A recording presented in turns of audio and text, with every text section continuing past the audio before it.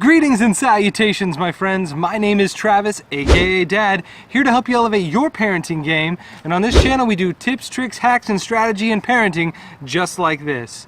And today we're going to talk about sunscreen. When it comes to things like sunscreen, we want to protect ourselves and our kids from ultraviolet rays that could cause skin cancer or skin damage. But what people don't know is that there are actually a lot of different sunscreens out there that can actually be more harmful than helpful. There are two main methods in which sunscreen actually protects your body from the sun. The first method is using a mineral-based sunscreen, and the second method is using a chemical-based sunscreen.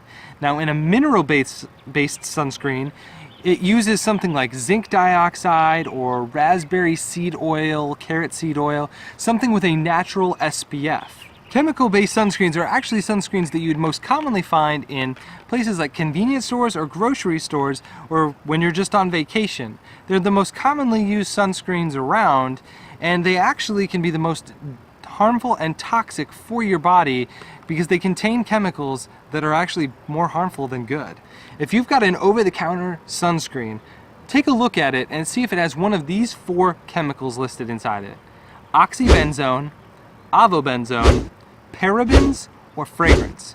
If it's got any of those are highly toxic chemicals, and oxybenzone has been linked to things like melanoma and skin cancer. And it's actually an endocrine disruptor, which means it disrupts and messes with your hormones. Some of the other potential side effects of these chemicals include allergies, asthma, infertility, and even other forms of cancer.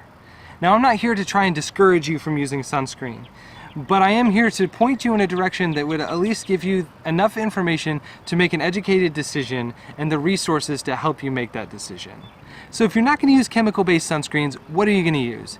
There are a number of natural SPFs out there, and a few of them I mentioned earlier. Anything with zinc oxide, titanium, raspberry seed oil, carrot seed oil, all have natural SPFs and are mineral based. So those are definitely viable options for you if you're looking for something that you actually want to put on your skin. If you're looking for a sunscreen that could potentially be bought online or maybe store-bought that isn't an all-natural option but doesn't have all these chemicals in it, well, there is an option. The Environmental Working Group did a study on over 1,400 different sunscreens and only 5% passed.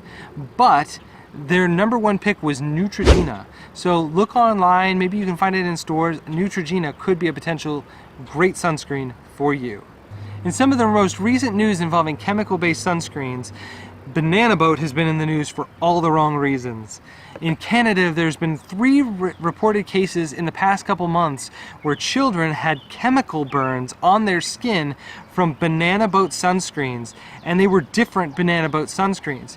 This still is being investigated, but one doctor did reportedly diagnose one of the children with chemical burns, not from the sun, but from the sunscreen itself, which is super scary, especially when you think about other reports of sunscreens leaking out inside purses or in bags or on different plastics, and the sunscreen actually over time melted those plastics in different items. Now, I'm not saying every Banana Boat sunscreen is bad.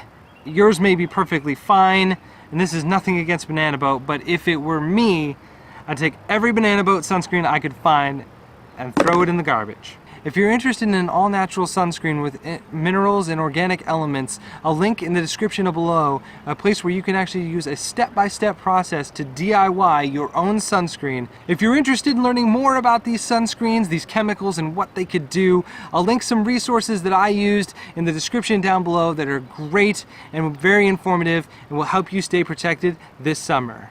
Alright guys, that's just going to about do it for this video. I hope you enjoyed it, and I hope these tips help you elevate your parenting game. I will see you guys in the next video. Peace. Whoop-ah! This sunscreen bottle expired in 2009. If it wasn't good for you then, it's definitely not good for you now.